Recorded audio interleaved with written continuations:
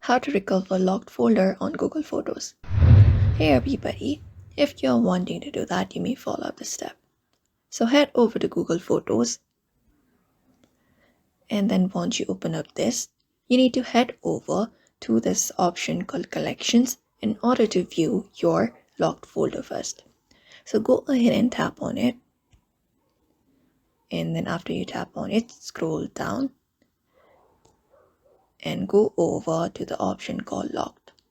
So if you have deleted any of the photos from your locked folder, if you're trying to look for that, the only method is you may head over to the bin, trash bin, which is located at the top of the interface.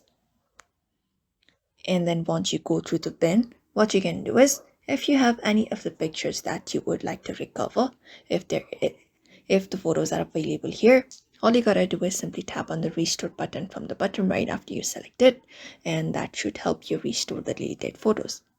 So if the photos were not backed up on Google Photos, you may not be able to recover them as they might be only stored on your device.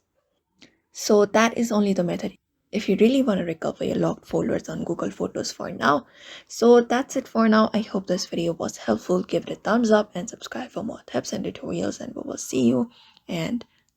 will see you on the next one.